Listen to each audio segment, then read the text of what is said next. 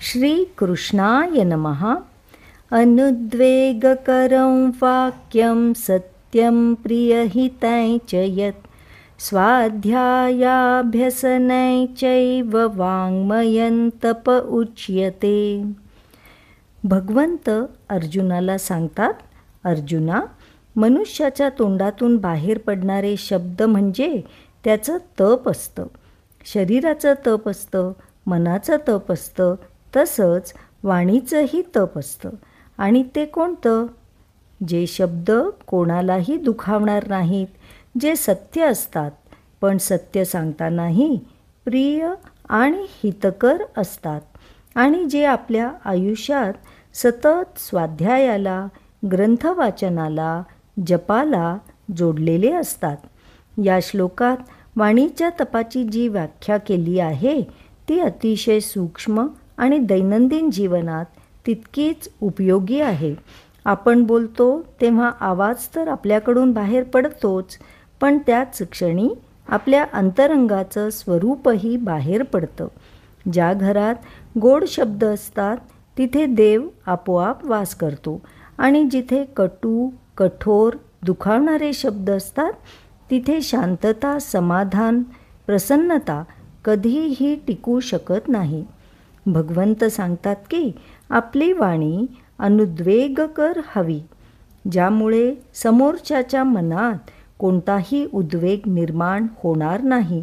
सत्य बोलणं आवश्यक आहे, पण सत्य बोलण्याची पद्धतसुद्धा तितकीच महत्त्वाची. सत्य जर कठोर असेल पण ते प्रेमाने, हळूवार सांगितलं तर ते स्वीकारलं जातं, आणि जर तेच सत्य अहंभावातून, चिडीत, कटू शब्दात सांगितलं तर ते लगेच संघर्ष निर्माण करतं. म्हणून भगवंत सांगतात, प्रिय आणि हितकर म्हणजे जे शब्द आनंद देतात पण जागृत ठेवतात, सुखावतात पण बिघडवत नाहीत, समोरच्याचं कल्याण घडवतात. ही वाणीची शुद्धता, हीच तपश्चर्या आहे.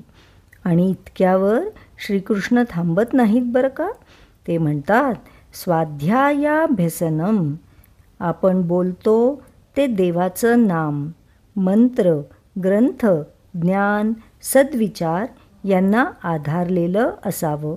रोज थोडा स्वाध्याय, जप, मंत्र, श्लोक, ग्रंथवाचन हे आपल्या वाणीला, विचारांना, भावनांना देवत्व देतं. जसं स्वच्छ झऱ्यातून पाणी वाहिलं की त्यातली दगडमाती बाहेर पडते, तसंच सतत स्वाध्याय केल्यावर आपल्या वाणीतील कठोरता, असत्य, कटुता, उतावळेपणा आपोआप नाहीसा होतो. आजच्या काळात जिथे शब्दांचा वेग खूप वाढलाय, सोशल मीडिया, मेसेजिंग, सतत बोलणं, इथे सर्वात जास्त तप आवश्यक आहे ते वाणीचं. एक शब्द कुणाला उभं करतो आणि एकच शब्द कुणाला पाडून टाकू शकतो. एक शब्द मनात आशा निर्माण करतो आणि एकच शब्द आयुष्यभराची जखम बनवू शकतो. म्हणून श्रीकृष्ण आपल्याला एक सुंदर मार्ग दाखवतात. बोलणं म्हणजे तप, वाणी म्हणजे साधना. जेव्हा आपण प्रेमाने, सत्याने, हितकारक पद्धतीने बोलायला सुरुवात करतो तेव्हा आपलं आयुष्य बदलतं, नातं बदलतं, मनाचा स्वभाव बदलतो आणि आपल्या सभोवती एक शांत प्रकाश निर्माण होतो.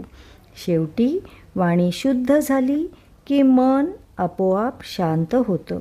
मन शांत झालं की अंतःकरणात भगवानांचं स्मरण सहज होतं, आणि हाच वाणी तपाचं अंतिम फल.